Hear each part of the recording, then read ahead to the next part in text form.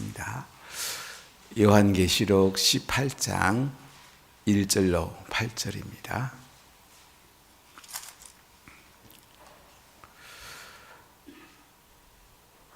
같이 봉독하겠습니다. 2일 후에 다른 천사가 하늘에서 내려오는 것을 보니 큰 권세를 가졌는데 그의 영광으로 땅이 환하여지더라.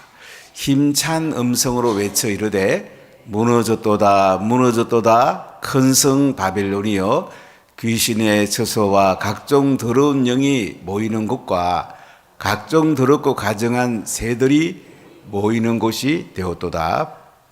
그 음행의 진노의 포도주로 만국이 무너졌으며 또 땅의 왕들이 그와 더불어 음행하였으며 땅의 상인들도 그 사치의 세력으로 치부하였다 하더라.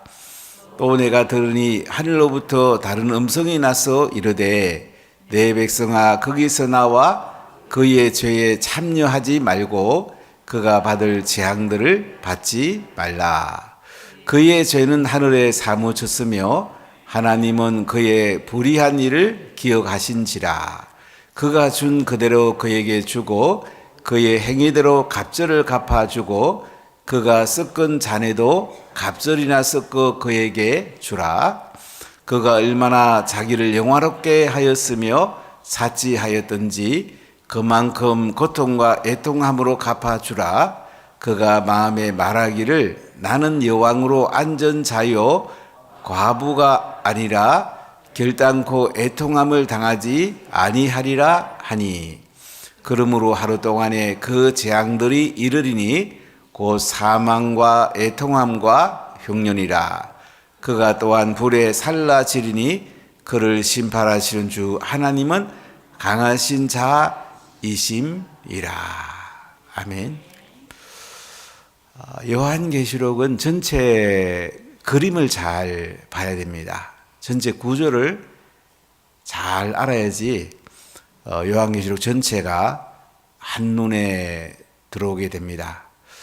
우리 요한계시록 1장부터 쭉 한번 살펴보면 1장에는 예수님이 누구신가? 예수님은 어제도 계시고 지금도 계시고 장차 오실 자라.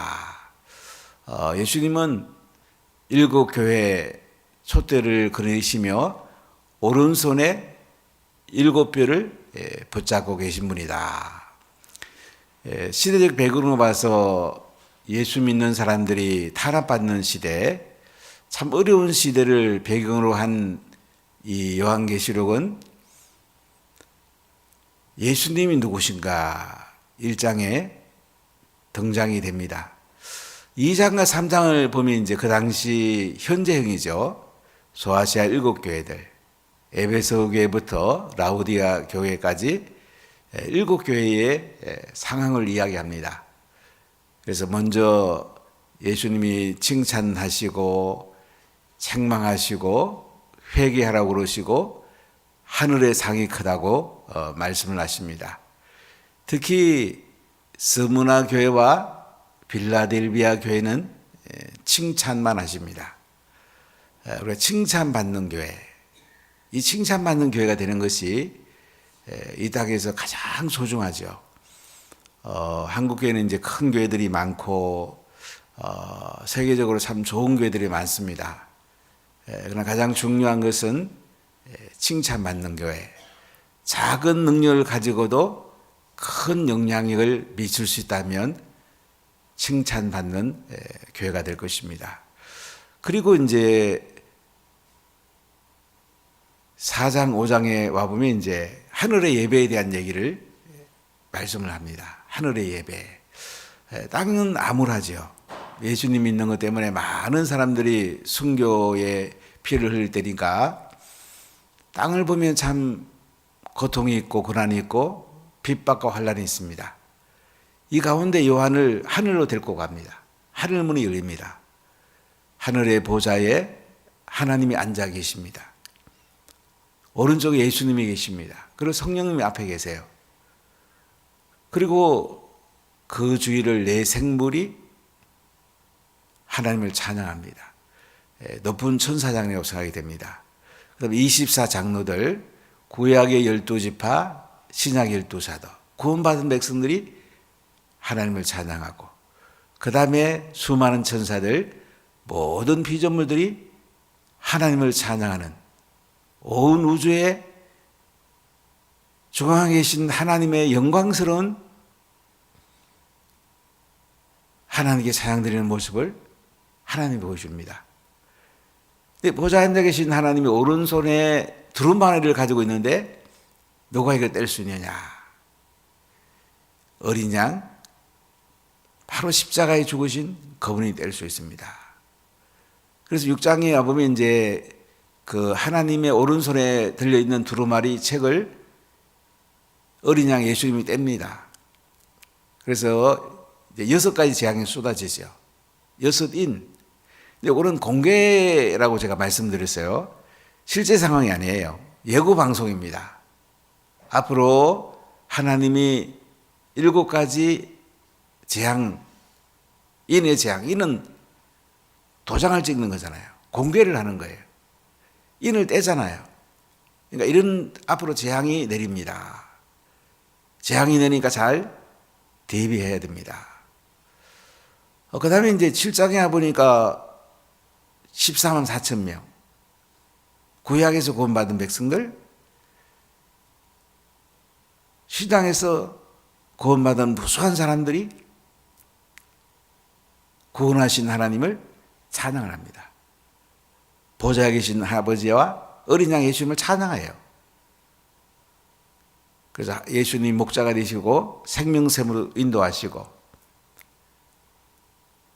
눈물을 닦아주신다고 말씀을 합니다.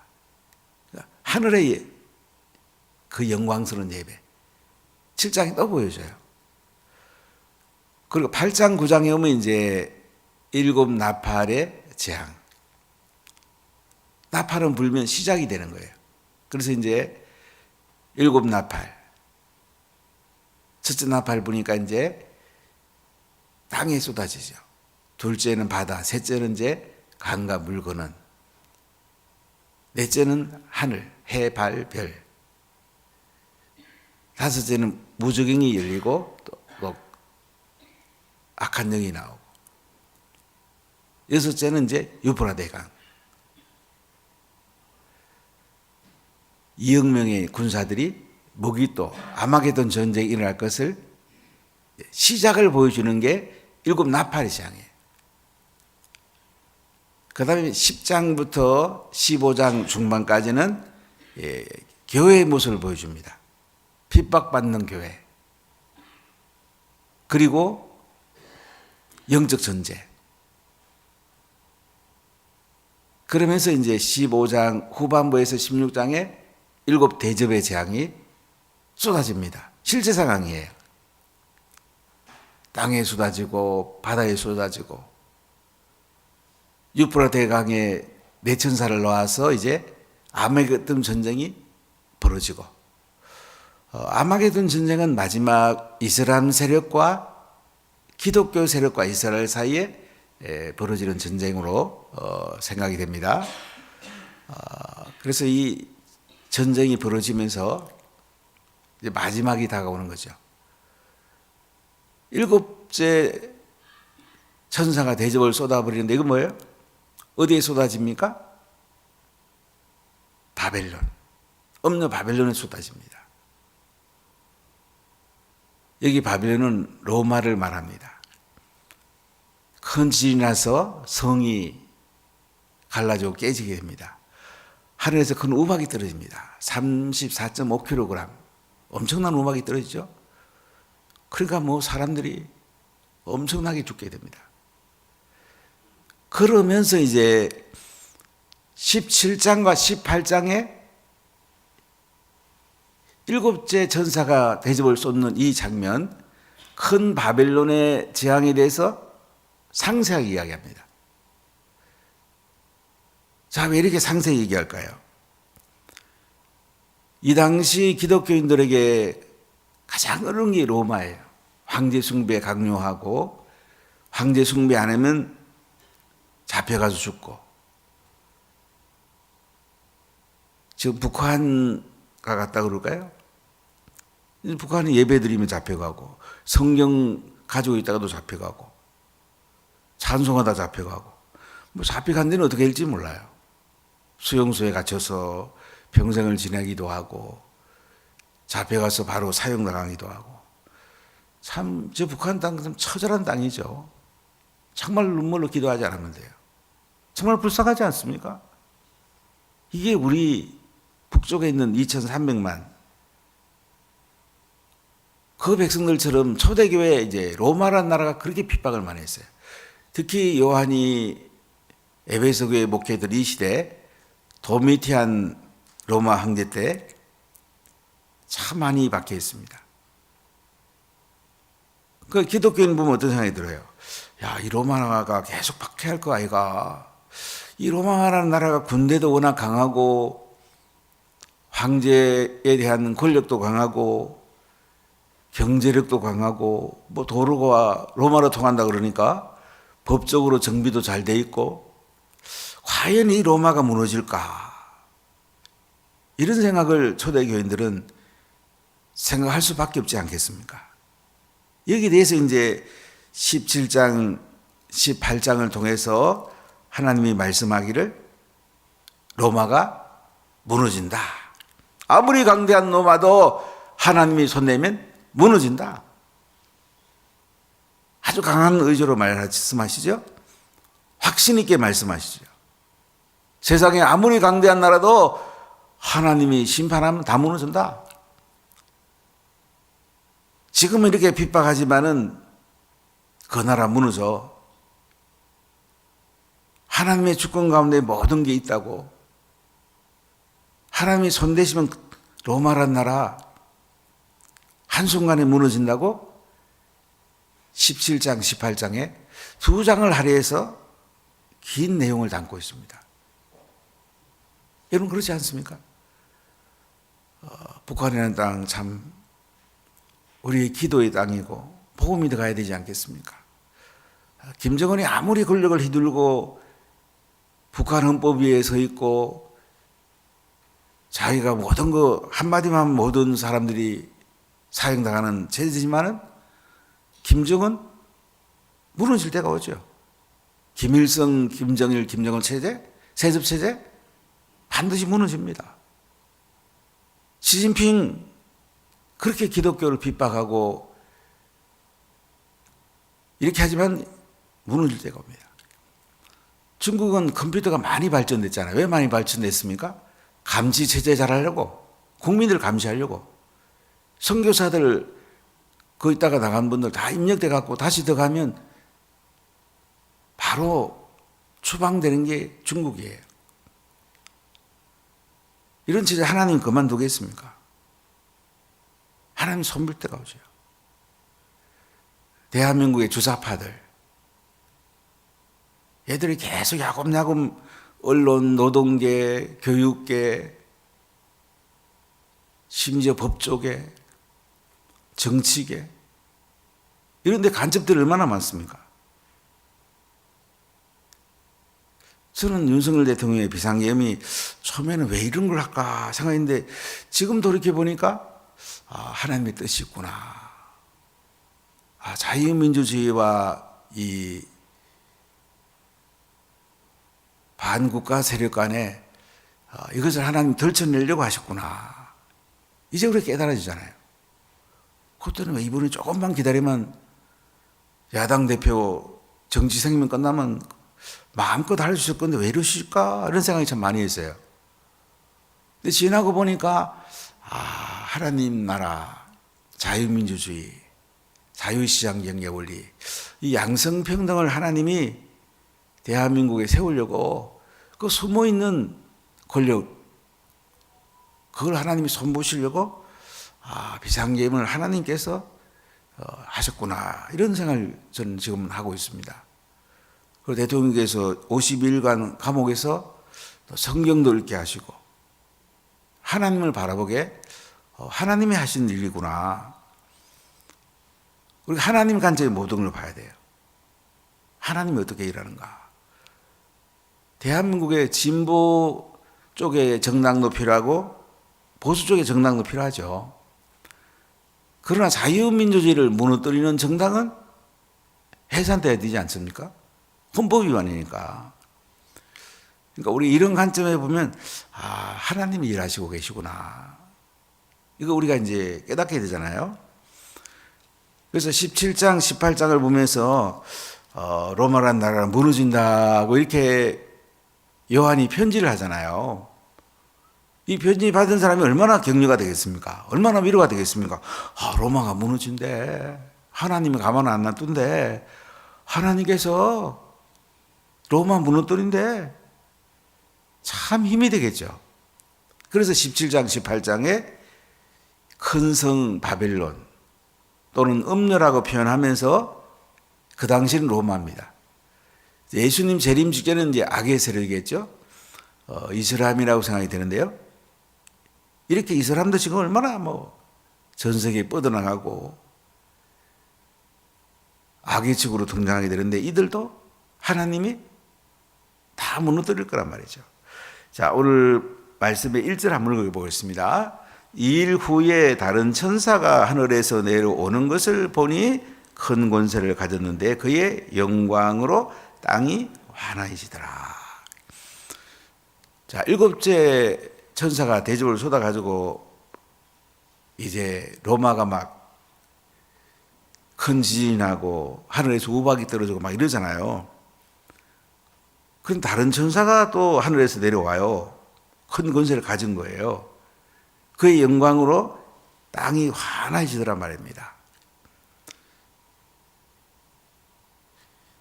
17장의 내용은 이제 큰 성 바벨론, 음녀에 대한 그 정치적인 측면, 종교적 측면에서 이제 하나님 말씀하고 계시다면 18장은 이제 로마의 경제적 측면, 상업적 측면, 영적 측면에서 이 로마가 무너진다는 것을 말씀을 하고 있습니다. 자, 2절 읽어볼까요? 힘찬 음성으로 외쳐 이르되 무너졌도다 무너졌도다 큰 성 바빌론이여 귀신의 처소와 각종 더러운 영이 모이는 곳과 각종 더럽고 가증한 새들이 모이는 곳이 되었도다. 이렇게 힘센 천사가 말씀을 들고 나왔는데 뭐라고 말합니까? 무너졌도다 무너졌도다 큰 성 바벨론이여. 지금 기독교인이 볼 때는 로마가 굉장히 강대합니다. 큰 성이고요. 무너질 거라 생각이 안 들어. 근데 천사가 힘찬 음성으로 하나님의 음성을 들려준데 뭐라고 그래요? 무너질 거라고 돼 있습니까? 무너졌다고 그럽니까? 이미 무너졌답니다. 하나님 보시면 이미 무너진 거야. 물론 사람이 보면 앞으로 무너지겠지만 무너졌도다 무너졌도다 큰 성 바벨론이요. 이미 바벨론 무너졌어. 확신을 가져. 바벨론 무너졌다고. 우리나라가 이제 8.15 해방됐는데 8월 15일 날 해방된 거 우리나라 사람들이 몰랐어요. 일본이 언론 통제가 하는 바람에 16일 돼서야 이제 태극기 들고 이제 해방된 줄 알고 나온 거예요. 그리고 우리 사진에 있는 그 8월 15일 날 그 태극기 흔드는 게 아니에요. 8월 16일 날. 참 일본 사람들은 악독한 사람들이죠. 일본 그 35년간 우리가 식민지 통치받았는데 그 무너질 거라고 사람들이 생각 못 했어요. 근데 한순간 무너져 버리잖아요. 하나님의 손 내면 한순간 무너지는 거야. 북한 무너지려면 한순간 무너져요. 김정은 한순간 무너집니다. 하나님 손 내면 거 아무것도 아니야. 그 큰 성 바빌론, 로마요, 무너졌답니다. 무너졌도다, 무너졌도다, 큰 성 바빌론이요. 근데 뒤에 이런 설명이 나와요. 귀신의 처소와 각종 더러운 영이 모이는 곳과 각종 더럽고 가증한 새들이 모이는 곳이 되었도다. 자, 이렇게 큰 성 바벨론을 사실은 로마 황제 도미티안 권력이 얼마나 막강합니까? 근데 그 뒤에 누가 있어요? 귀신들이 있는 거예요. 각종 더러운 영이 있는 거예요. 우리가 모든 걸 영적으로 봐야 됩니다. 여러분, 귀신에게 조종당하지 마세요. 귀신은 우리 낙심되게도 하고 실패감도 갖다 주고 희망을 빼앗아가고 안 된다고 말하고 모든 걸 영적으로 볼 수 있어야 돼요. 영적으로. 우리 심리도 귀신 들어오면요 계속 패배주가 들어오고 부정적 말하고 불순종하고 막 이래요. 근데 성령님이 우리 가운데 오시면 어떻게 돼요? 은혜가 흘러넘치고 희망이 있고 능력이 임하고 하나님이 하시면 다 된다는 믿음이 있고 우리 영적 세계를 알아요. 영적 세계. 근데 근성 바벨론은 지금 누가 움직이고 있다는 거예요? 귀신들이 조종하고 있단 말이죠. 대한민국 누가 움직여야 되겠습니까? 하나님이 움직이셔야 안 되겠어요? 그럼 어떻게 해야 될까요? 우리 예수 믿는 사람들이 기도해야 됩니다. 저는 이번에 그 비상계엄을 통해서 한국교회가 깨어나는 게 제일 큰 복이 아닌가 이런 생각을 해봐요. 광화문이나 그 세이브 코리아, 뭐 여의도나 부산 여기 이런 데 나온 사람이 90%가 기독교인이라고 합니다. 기독교인들이 이렇게 많아요. 오늘 제가 이제 서울 기독교 청년협회 사무총장도 만나서 윤석열 대통령을 좀 만나려고 지금 여러 가지를 지금 하고 있는데 경제정책에 대한 얘기를 좀 가지고 이분을 좀 만나보려고 좀 기도해 주시기 바랍니다. 가령 탄핵이 기각이나 각하되고 나면 이제 경제정책이 굉장히 중요합니다. 정치적 일정, 개헌이나 이런 일정도 중요한데 이 경제가 중요해요. 그런 부분 가지고 좀 대통령을 어떻게 만날까 해서 지금 계속 기도하고 있는데 여러분 하나님이 하시면 논란이 일어나요. 귀신들은 무너뜨리는 게 전문이야. 그러니까 바벨론, 근성, 로마 귀신들이 막 올거리잖아요. 그러다가 또 무너뜨리는 거야. 하나님이 우리를 조종해야 안 되겠습니까? 우리가 대단한 것들도요, 기도 안 하고 말씀 가운데 안 서고 복음 안 들어 그러면 내가 귀신의 조종을 받을 수가 있어요. 사람이 대단한 거 아니야. 귀신이 우리 영 속에 못 들어와요. 예수님을 만난 사람 영 속에 못 들어오는데 혼 속에 들어옵니다. 감정에도 들어오고 지성에도 들어오고 우리 의지에 들어와요. 또 육체에 들어와. 여러분 절대 귀신의 조종 받지 마세요. 딴 사람이 또 뭐라고 그런다고 막 그거 조종 받지 마세요. 그거 뭐 넘어서면 되지. 더 크게 바라봐야죠.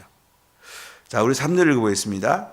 그 음행의 진노의 포도주로 말미암아 만국이 무너졌으며 또 땅의 왕들이 그와 더불어 음행하였으며 땅의 상인들도 그 사치의 세력으로 치부하였도다 하더라. 그 음행의 진노의 포도주로 말미암아 만국이 무너졌답니다. 자, 로마에 여러 나라들이 있습니다. 로마라는 나라 보면 지중해 나는 여러 나라들. 그 속에 보면 뭐 불가리아, 튀르키예, 이집트, 이라크, 또 지중해는 여러 나라들. 아프리카 북쪽에 있는 나라, 이런 나라들이 있는데 음행의 진노의 포도주로 말미암아 만국이 무너졌대요. 로마에 있는 여러 나라들도 무너졌대요. 또 땅의 왕들이 그와 더불어 음행했대요. 그 당시 황제 숭배하고 우상 숭배하는 게 음행이잖아요. 땅의 상인들도 그 사치의 세력으로 치부하였도다. 또 땅의 상인들도요, 이제 로마의 권력을 업고 사치의 세력으로 돈을 많이 벌었어요. 부정하게 돈을 많이 벌었어요. 이것도 하나님이 가만 안 놔둔지요. 한순간에 하나님 무너뜨릴 수 있는 분이니까. 자, 4절 읽어볼까요? 또 내가 들으니 하늘로부터 다른 음성이 나서 이르되 내 백성아 거기서 나와 그의 죄에 참여하지 말고 그가 받을 재앙들을 받지 말라. 또 요한이 들어보니까 하늘로부터 다른 음성이 난 거예요. 내 백성아 거기서 나와 그의 죄에 참여하지 말고 그가 받을 재앙들을 받지 말라. 자, 로마를 귀신들이 막 조종하고 있잖아요.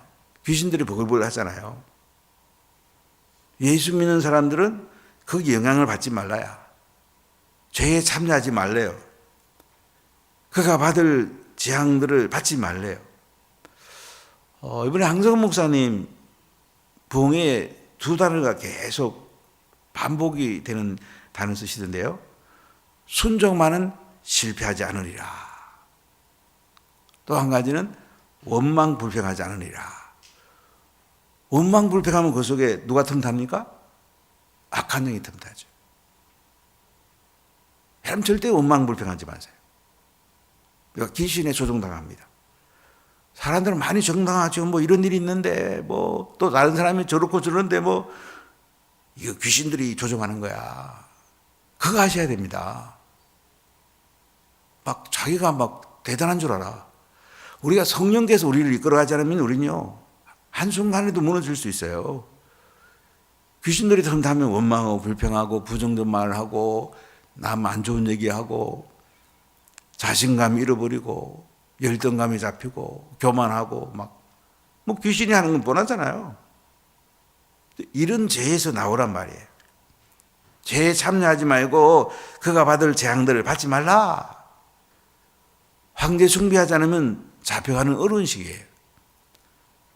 잡혀가더라도 황제 숭배하지 말고 죄에 빠지지 말고 어떻게 해요? 그 재앙들을 받지 말래요.